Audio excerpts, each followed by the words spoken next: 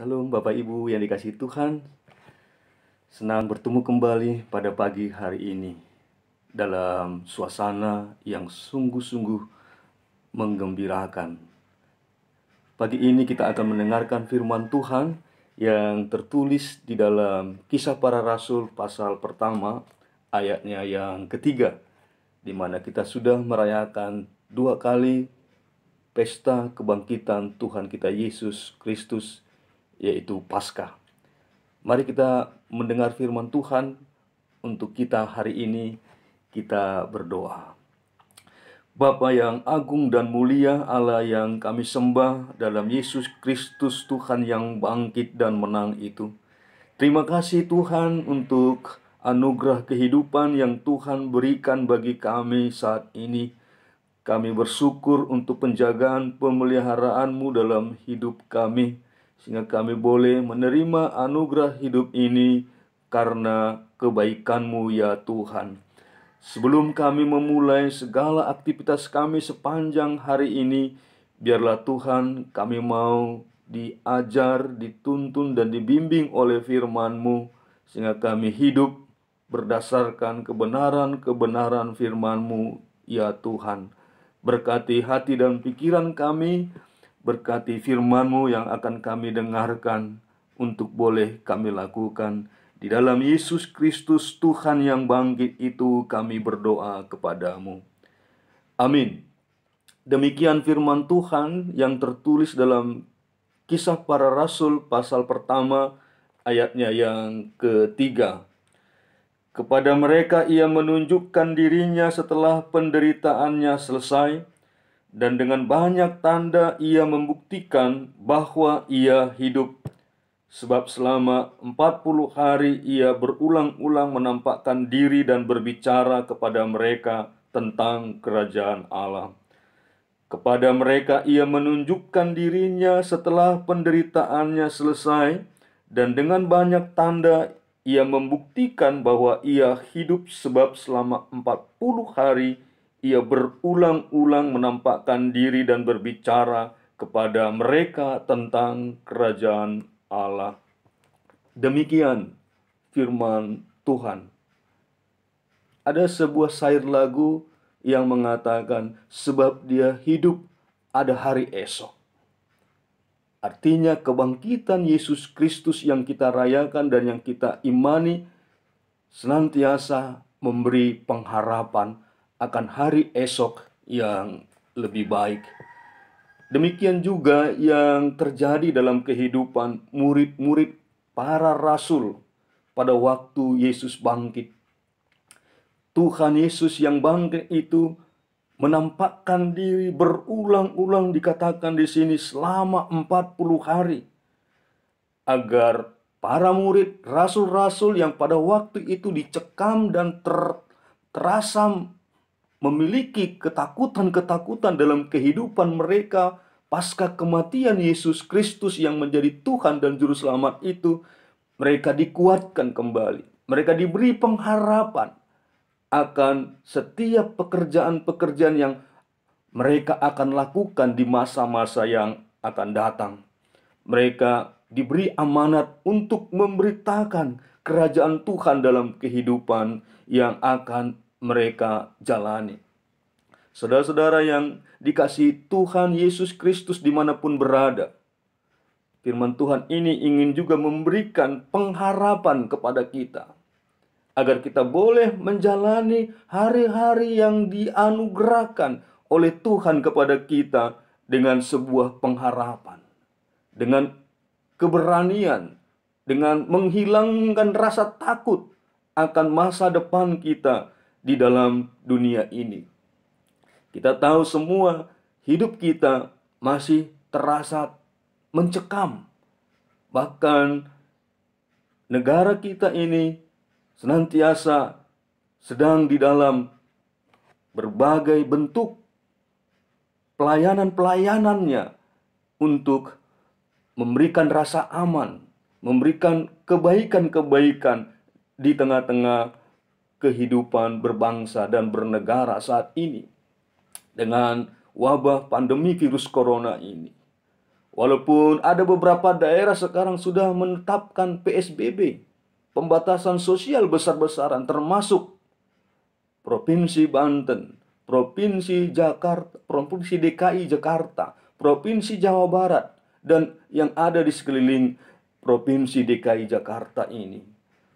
Jangan takut. Teruslah berpengharapan di dalam Tuhan Yesus Kristus yang bangkit, yang telah menampakkan diri itu selama 40 hari lamanya.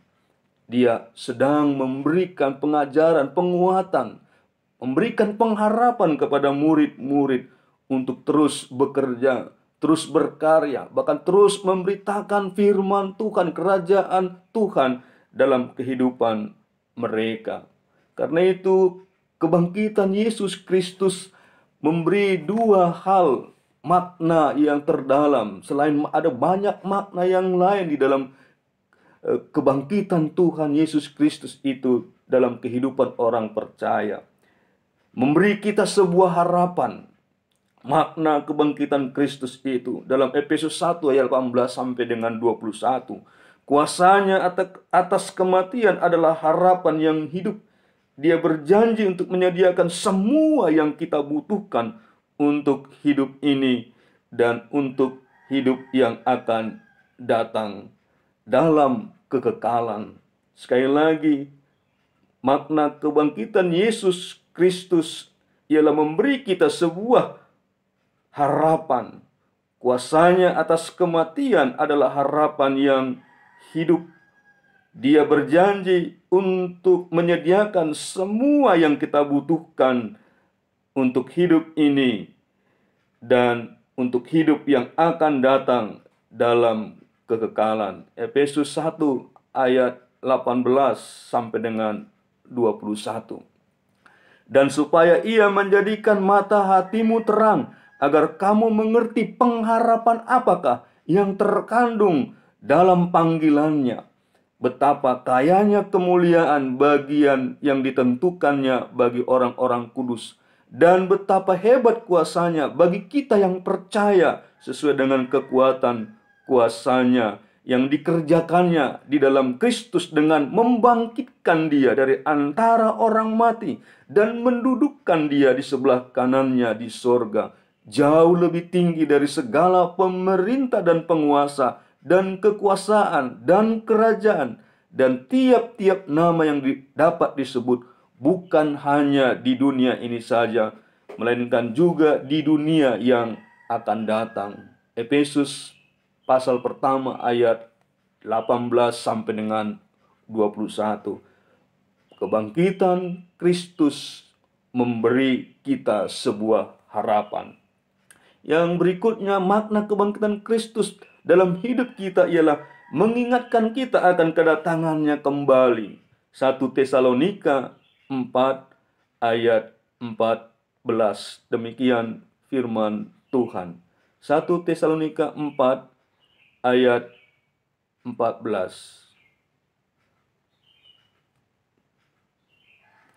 Demikian firman Tuhan untuk mengingatkan kita akan kedatangannya kembali di tengah-tengah kehidupan kita ini.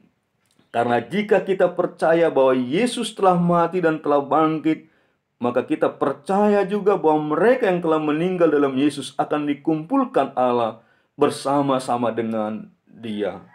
Firman Tuhan mengatakan bahwa Yesus akan datang kembali.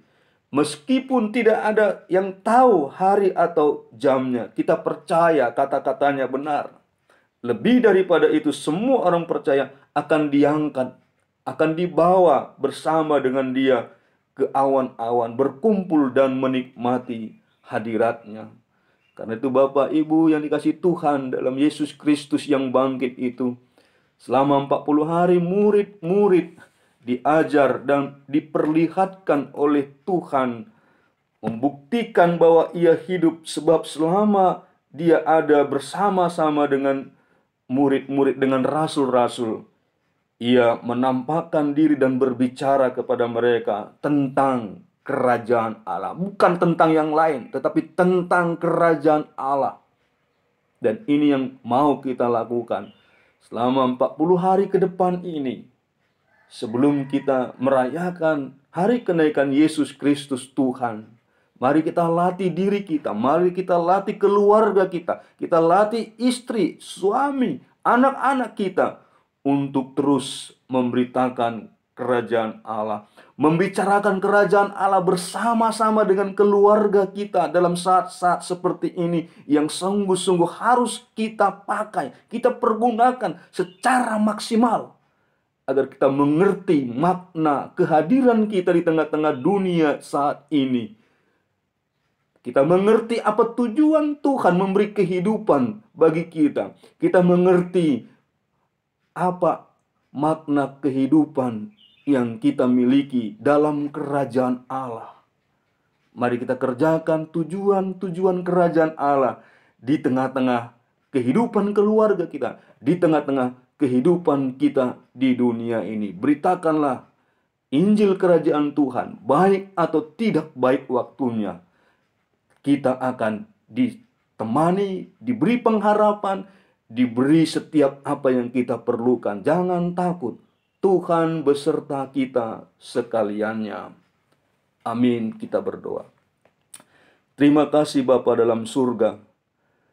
Kami bersyukur akan firman-Mu yang mengingatkan kami pasca kebangkitan-Mu ya Tuhan.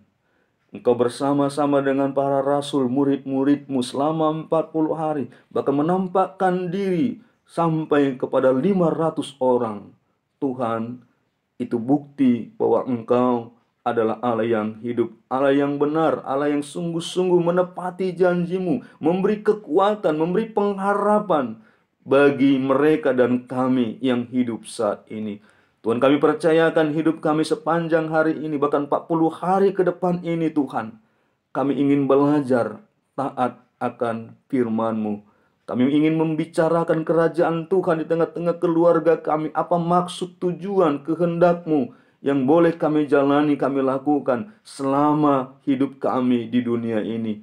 Biarlah kami menemukannya itu dan kami boleh bergembira, kami boleh bersuka cita. Pengharapan kami, iman kami, kasih kami kepada Tuhan semakin sempurna. Terima kasih Tuhan. Berkati kami semua, temani kami semua, dimanapun kami boleh hidup dan menjalani kehidupan yang Tuhan anugerahkan. Di dalam nama Yesus Kristus yang bangkit itu, kami berdoa kepadamu. Amin.